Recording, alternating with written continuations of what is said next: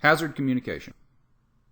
Today we're going to discuss our hazards communication program, hazards of the chemicals you might be exposed to, exposure control methods, labeling, the hazardous chemical list, safety data sheets, safe handling of chemicals, and the chemicals used within our facility.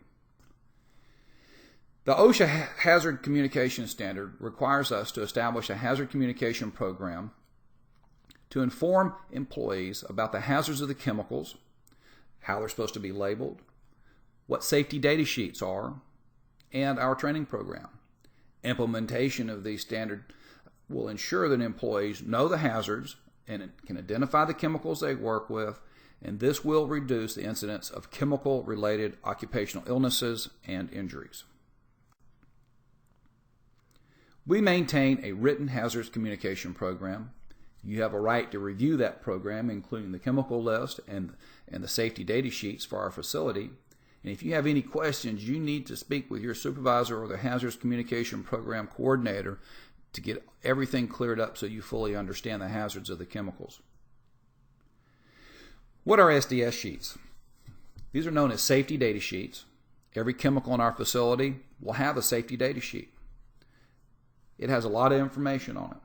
And it's all in the same format. So any safety data sheet you pick up will be in the same format. It's going to identify the substance. It's going to talk about the hazards. It's going to talk about what it's composed of. It's going to talk about first aid measures. What should you do if you're exposed to these chemicals from a first aid standpoint? It's going to talk about how would you put out a fire involving these chemicals. It's going to talk about what to do if they're accidentally released into your plant or the environment. It's going to talk about exposure controls.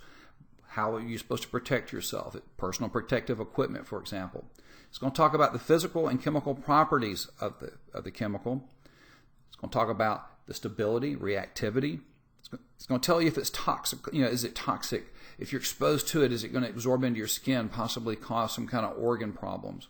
It's going to talk about is there some type of ecological problem if this is released into the environment that would kill the fish or the birds. It's going to tell you how to dispose of the chemical, what the laws are regarding transportation of it, and it's also going to talk about regulatory information as far as what agencies regulate the chemical. The SDS sheets are very, very, very good. They tell you the hazards, how to handle it safely, and the emergency response procedures should you be exposed or there's a spill. You want to take a copy of this to the doctor anytime you've been exposed to a chemical. It tells the doctor exactly what to do and how to treat you. There are several ways that we control exposure to hazardous chemicals. The best way is through engineering standards, and that's our first option. This would include things like explosion-proof devices in the area where you're working, or really good ventilation to remove the fumes or vapors. The next level of controls are things like procedures. This would be exactly how you're supposed to handle it, how you're supposed to mix it, things like that, which would, again, prevent you from being exposed to the chemicals. And the last line of defense, and to be quite frank, the least effective, is personal protective equipment. This would include things like gloves, goggles, safety glasses, things like that. All the labels in the facility, everything in the facility as far as chemicals must have a label. We can't have chemicals in the facility in buckets, bottles, jars that are not labeled. So take the time to relabel things. You got to replace labels that are damaged, and you got to store stuff in containers that have been labeled. And containers all need to be labeled showing the product, supplier information. There should be a pictogram so that you can look at it and denote the particular hazard class. There should be precautionary statements on there and signal words, things like danger or warning. And there should also be a hazard statement associated with the particular chemical saying it's harmful if swallowed, highly flammable, etc.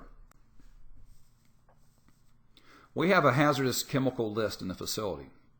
It's maintained with our SDS book. You have a right to review this anytime. The list is maintained in our facility, and you should ask to see this list and review the SDS for all chemicals before you work with them. You should know the location of where it's at. Again, you have the right to review this. and you should ask your supervisor or program administrator for additional information if you are unclear. But be sure and get all of your questions answered before you are messing with chemicals in the facility. Always read the instructions, labels, and safety data sheets. Never mix chemicals unless it is part of a formula and you're directed to do so. And if you are, be sure and follow the exact sequence of mixing like it's laid out in the formula. You never know what's going to happen when you mix two chemicals together. You can get all kinds of chemical reactions, including explosions, fires. Always wear the required personal protective equipment. Always store, handle, and dispose of chemicals properly. Don't just pour stuff down the drain. Follow the rules that you're going to learn during your training. When you're done handling chemicals, always wash your hands thoroughly and completely, and wash anything off of you that if you've ever got anything splashed on you, wash it off immediately. You must know the emergency response procedures for handling all of the chemicals you're working with. That's critical. You're going to have an opportunity to review the chemicals we use in our facility, the hazards of these chemicals, proper handling procedures, which would include methods to identify spill or release, personal protective equipment, equipment procedures, and storage and disposal. You're going to learn our emergency protection procedures, and all your questions are going to be answered. You're going to do this through on-the-job training. Your supervisor is going to provide you with the training necessary so you understand the PPE, the equipment handling, cleanup, storage, and emergency. It's critical that your supervisor review this information with you on the specific chemicals that you are going to be exposed to at work. And you're going to be asked to demonstrate your understanding of the proper handling before being assigned to work without direct supervision. We've reviewed the hazardous communication program for our facility, the chemicals, their hazards, and how to safely handle them. You've received training that assures that you have the tools to handle the chemicals safely, and the hazardous chemical list and SDS are on file and available for you. If you should have any questions about the hazardous communication program that can't be answered by your supervisor or the hazardous communication program coordinator, please contact Applied Risk Solutions, and we will help answer all of your questions. Thank you.